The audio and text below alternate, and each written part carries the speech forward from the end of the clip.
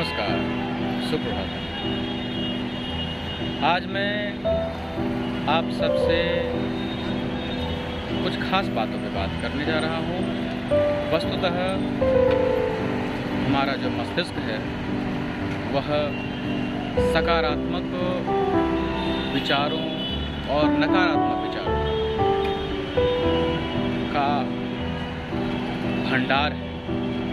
हम जिन प्रकार के विचारों को अपने दिमाग में वृद्धि करते हैं वो विचार हमारे आसपास वैसी ही ऊर्जा को उत्सर्जित करते हैं। अगर हम सकारात्मक विचारों को बढ़ाते हैं तो हमारे मस्तिष्क में सकारात्मक विचार बढ़ते हैं और आसपास सकारात्मक ऊर्जा का निर्माण होता है, जिससे आसपास के लोगों पर सकारात्मक प्रभाव पड़ता है। और यदि हम नकारात्मक विचारों नेगेटिव थॉट्स को अपने मस्तिष्क में वृद्धि करते हैं, बढ़ाते हैं, तो आसपास के लोगों पर उसका नकारात्मक प्रभाव पड़ता है और वो भी हमारे प्रति नकारात्मक सोच रखने लगते हैं। आइए इन बातों को समझने के लिए एक छोटी सी कहानी सुनते हैं। एक राजा था। एक बार वह राजा हाथी पर सवार होकर अपने राज्य घूमने की इच्छा से चल रहा था। रास्ते में वह एक दुकान के सामने रुका और मंत्री से कहा, मंत्री, पता नहीं क्यों लेकिन मैं इस दुकानदार को फांसी देना चाहता हूँ, इस दुकान के मालिक को फांसी देना चाहता हूँ। मंत्री को आश्चर्य हुआ। वह कुछ पूछना चाहा, इससे पहले राजा हाथी पर सवार आगे बढ़ गया। मंत्री भी अपने सवारी के साथ आगे की ओर बढ़ता चला गया। लेकिन मंत्री को इस बात का आश्चर्य था कि आखिर बिना किसी अपराध के राजा उसे मृत्युदंड क्यों देना चाहते हैं। अगले दिन वह साधारण सा वेश बनाकर एक साधारण मनुष्य की भांति मंत्री दुकानदार के पास गए और बोला, भैया कैसा चल रहा है व्यापार तुम्हारा? मंत्री ने कहा, क्या कहें भैया, दुकान की स्थिति ठीक नहीं है, बिक्री अच्छी नहीं हो रही। चंदन का व्यापारी हूँ, अच्छी चंदन हमारे पास उपलब्ध, सभी आते हैं, तारीफ करते हैं, सूंघते हैं, पर चले जाते हैं, खरीदता कोई नहीं। अब तो बस एक ही उम्मीद है, मन में यही आशा है कि राजा कब मरे, राजा मर जाए तभी तो मेरा जीवन का उद्धार हो, क्योंकि आसपास चंदन की लकड़ी का कोई दुकान नहीं और राजा के मरने पर तो चंदन की लकड़ी से ही दाह संस्कार होगा। इसलिए मेरा जीवन संवरेगा, क्योंकि चंदन की लकड़ी तो राजा के मृत्यु के बाद ही बिकेगी।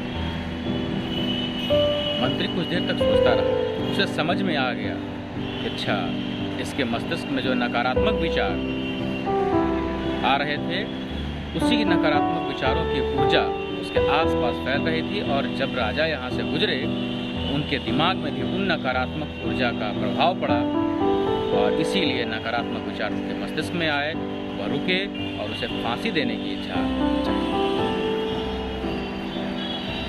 फिर मंत्री ने यूं ही कहा, ठीक है, थोड़ी सी चंदन की लकड़ी मुझे दिखाओ। उन्होंने दिया। मंत्री बोले, मैं इसे खरीदना चाहता हूँ, और उसे कागज़ में लपेट कर दुकानदार ने बहुत अच्छे से दे दिया। मंत्री कुछ पैसे दिए और लेके चल दिए। जब अगले दिन मंत्री दरबार में पहुँचे तो उन्होंने सब भरी सभा में राजा को कहा, राजन, आपको चंदन की लकड़ी के दुकानदार ने आपके लिए चंदन की लकड़ी भेंट की। जब राजा ने देखा पीले रंग की सुनहरी चंदन और बहुत सुगंधित, राजा बहुत प्रसन्न हुए। उन्होंने उसे कुछ सोने के सिक्के उपहार स्वरूप देने को कहा।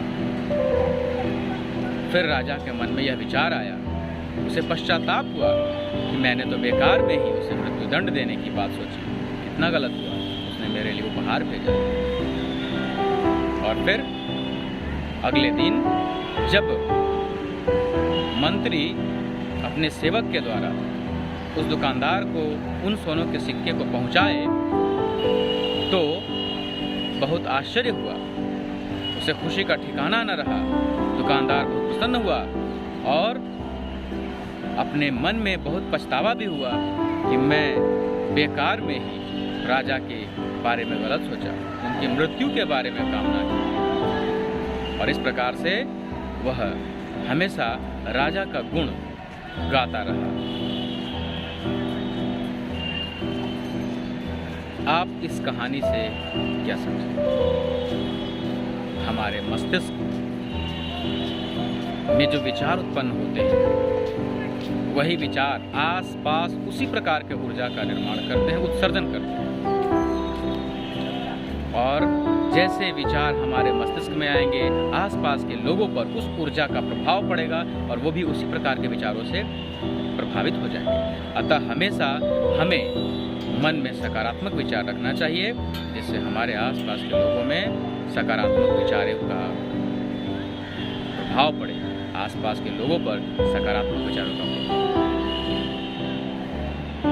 मिलते हैं अगले वीडियो में।